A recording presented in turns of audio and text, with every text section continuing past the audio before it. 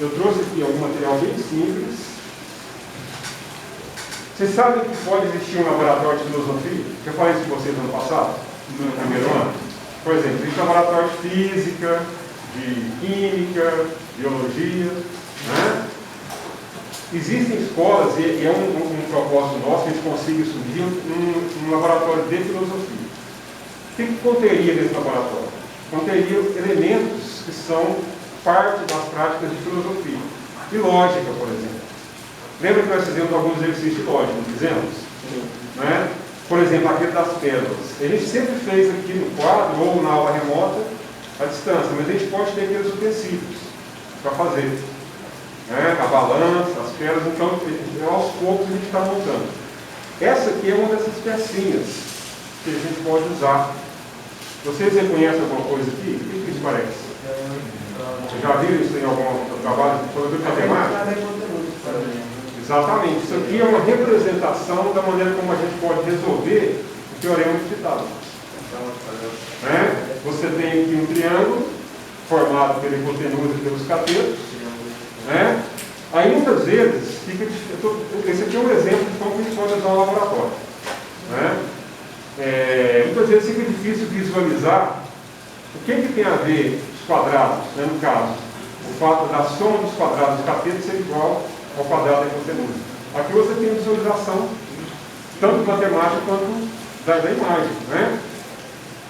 Esse lado aqui, que nesse caso é a hipotenusa, se eu pegar, eu transformo ele em quadrado, colocando o quê? 4 lados iguais. Né? Então eu tenho aqui a hipotenusa ao quadrado. Se eu fizer isso aqui, ó, o que eu vou ter? Eu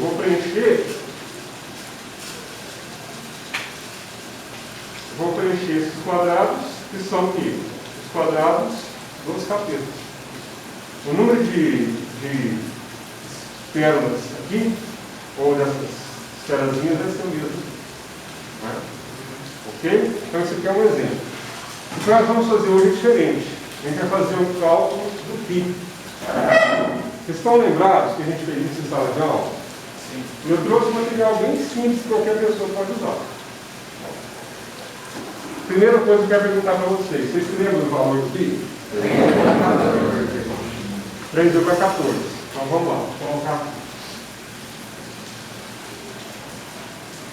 Esse valor, ele é absoluto, ele é relativo, ele se refere a quê? Ele demonstra uma relação, né? Ele fala que é relativo a alguma coisa. Eu posso calcular entre mais casas decimais ou não? Pode. Posso, vai depender do quê? Então vamos falar um pouquinho disso agora. A nossa prática tem a ver com isso. Se o professor de matemática falar com vocês, eu quero que você calcule 2 vezes π com 2 casas decimais, beleza, tudo bem, eu já sei qual é o valor, não foi nada. O que nós vamos fazer hoje é lembrar, eu creio que vocês já sabem, como que foi que esse cara que fez esse cálculo pela primeira vez chegou até o π. E aí é onde entra a filosofia, assim como também entra a filosofia aqui, ó. Por quê? É matemática, beleza, mas toda ciência, né, toda investigação humana, ela começa com uma interrogação. É uma pergunta. Nesse caso, então, é que ela é filosófica, porque ela é o que? Ela envolve um espanto, uma inquietude, um querer saber. Eu não sei e quero saber. Nesse caso, a minha pergunta para vocês é a seguinte: qual que é a pergunta? Presta atenção. Qual que é a pergunta cuja resposta é o valor de π? Pode falar. Existe uma pergunta. Alguém fez essa pergunta algum dia? Como é que é o nome da aresta? A gente chama isso aí de circunferência. Isso. Circunferência. A circunferência do triângulo. Exatamente. Então, em algum dia, em algum momento, acredita-se que tenha sido no Ocidente alguém que fizesse parte da escola pitagórica. Embora já se ouve falar no π, o conhecimento anterior a esse período clássico grego. Certo? mas atribui-se à escola pitagórica, até por isso que a letrinha Pi, ela corresponde ao P do alfabeto grego, que é o perímetro. O perímetro é a mesma coisa que a medida da circunferência. E Pi também pode fazer alusão aos pitagóricos. Né? Isso é uma questão que ainda nós não sabemos com certeza. Entenderam? Mas de alguma maneira alguém um dia falou assim, olha, aqui é uma circunferência. Né? Qual que é a relação entre o diâmetro e a circunferência? Ou seja, quantos diâmetros cabem em uma circunferência? Beleza? É isso que a gente vai fazer agora. Veja que é bem simples. No laboratório que eu falei com vocês, que a gente quer um dia possuir, a gente pode fazer esse ferramental, esses instrumentos, tudo de forma específica para isso. Aqui eu estou improvisando. Né? Pegando uma circunferência formada por um rolo de fita adesiva, né? E vou pegar um barbante simples aqui, que é na verdade um cadarço de um tênis, certo? Então me acompanhe. Eu tenho aqui então a circunferência, certo? A primeira coisa que eu vou fazer vai ser medir a circunferência. Vou marcar um ponto aqui. Vou. Essa medida aqui, ó, é a circunferência, desde aqui, certo? Fica fácil vocês perceberem que esse nosso exercício não vai ter uma precisão de 100%, não vai ter. Por quê? Porque eu considero um monte de coisa aqui. Primeiro, que o próprio fato da espessura desse cordão aqui, quando ele toca essa superfície, ele já altera um pouquinho. Né? Então, o que nós vamos entender aqui? A gente vai entender o raciocínio. Por isso que o ideal é você ter esse cálculo feito, por exemplo, hoje com o computador, né? Porque você consegue superar as dificuldades materiais aqui. A espessura desse cordão aqui interfere. Mas tudo bem. Eu quero que vocês entendam o procedimento. Então, aqui eu tenho o tamanho da circunferência. Beleza? Vou marcar aqui um pouquinho para mim não perder. Está marcado aqui, ó. Desse ponto. Ok? Quem que é o diâmetro aqui? Vocês se lembram? De um ponto para outro. Os dois extremos aqui da circunferência, a medida que há entre eles. Certo? A medida do diâmetro qual que é? Então vamos saber daqui a pouco. A metade do diâmetro nós chamamos de quê? Raio. Raio. Quem tem bicicleta aí? Como chama aquelas arestazinhas que vão lá na roda? Raio. Por que elas chamam raio? Elas têm praticamente a medida que é a metade do diâmetro. Não é exatamente que você tem que ter um lugar ali da catraca, né? Tudo mais. Mas é raio por isso, que vai unir a extremidade da circunferência ao centro. Né? Por isso chama raio. Beleza, então vamos lá. Eu pego agora essa medida aqui, ó, e vou, então, colocar ela aqui. Estão lembrados? E faço isso. Aqui eu tenho o quê? Um diâmetro. Certo? Vou marcar aqui. Ó, vou colocar aqui. Estão acompanhando? Sim. Aí. Tenho dois diâmetros. Marco aqui de novo. Para não perder. Aqui eu chego, tem 3 diâmetros.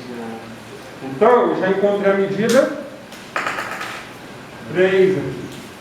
Estou chamando de π essa relação. Eu já encontrei 3. Fechou a conta? Não. Sobrou. Esse pedacinho que sobrou aqui é bem pequenininho, pessoal. É isso aqui, ó. Mais ou menos. Visualmente. Eu consigo mais um diâmetro aqui? Não. O que eu faço? Eu fico desesperado e vou embora para casa? Não. O que eu faço, então? Eu pego o diâmetro e divido em 10 partes primeiro. Lembra que a gente está fazendo de forma conceitual agora, para vocês entenderem. Divido em 10 partes. Quantas dessas 10 eu vou usar aqui? 14. Não. De 10. De 10 eu vou usar uma. usar uma. Então põe o vírgula, porque eu já sei o inteiro, né? Uma. Fechou a conta? Não. Não tem precisão. Então eu já vi que dividir em 10 não resolve. Eu divido em quanto então? Em 100. Se eu dividir em 100, eu vou encontrar quantas? 14. Ah, mas tem mais jeito de dividir mais? Tem. Se eu dividir em quanto agora? Vou colocar em 1000. Se eu colocar 1000, eu vou achar 141. Se eu dividir em 10.000? 1415. E aí por diante. Lembrando que isso aqui não vai dar sempre exato 14, 15, 16, não. Aqui é quase uma coincidência esse 14 e 15, depois vai mudando. O que importa é que vocês entendam o seguinte, que essa relação, ou seja, o tanto de casas decimais que eu posso ter, determina quanto mais de precisão eu tenho nesse número. Depois, por curiosidade, vocês procurem na internet, se quiserem fazer isso agora, se tiver possibilidade, tem um estudante, eu não me recordo agora o nome dele, um pesquisador que fez um cálculo que é considerado o maior cálculo do dia até hoje. Né? Que você vai colocando a tendência de você dividir isso aqui, ela tende o quê? Tende ao infinito. Concorda comigo? Porque é um espaço físico, material. Né? Qual que é o objetivo desse experimento aqui? Primeiro, lembra que nós fizemos isso na aula remota? No início do ano passado? Né? Nós estamos retomando então. Qual que é a intenção? A intenção, primeiro, ver a relação que tem entre esse conteúdo com a filosofia, que é nesse caso aqui, responder a uma pergunta. Nesse caso a pergunta tem a ver com a matemática, mas ela é uma inquietação filosófica, humana. Né? Eu quero saber quantas vezes ou quantos diâmetros cabem dentro da circunferência. Com isso, descobriu-se um valor que é usado até hoje, porque dessa forma o π é universal. Como que ele é universal? Porque se eu pegar uma circunferência maior que essa aqui, vai ter alguma diferença no π? Não, porque a relação vai ser a mesma. Se for menor também não vai mudar em nada. Entendeu? Então, resumindo, a gente está vendo então a aplicação, né, de uma construção filosófica que contribuiu para o conhecimento, nesse caso, matemático, lógico. Né? E o interessante, aí a gente vai começar a falar do Platão, embora antes eu vou recordar um pouquinho do que a gente viu no ano passado. O Platão ele é considerado um filósofo, né? É um filósofo, mas ele também tinha preocupações além da filosofia. Por exemplo, a matemática, para ele, e a filosofia estavam muito próximas. Né? Por quê? Justamente por isso, porque a matemática é uma forma de você exercitar o pensamento, que é algo muito importante para a filosofia. Se você quiser ter um corpo malhado, o que você faz? Você vai fazer exercícios físicos, né? Vai para a academia, vai se tornar um esportista. Né? Da mesma forma, você pode também exercitar o intelecto. Então, a matemática, os raciocínios lógicos, por exemplo, o xadrez, que é considerado um esporte, mas também é exercício para quê? Para a mente, para o raciocínio. Para você expandir o seu pensamento. Ou seja, tanto podemos preparar o corpo, com exercícios físicos, como também podemos preparar o intelecto, a mente, o raciocínio, o entendimento com exercícios lógicos. Então, o Platão ele valorizava esses dois aspectos.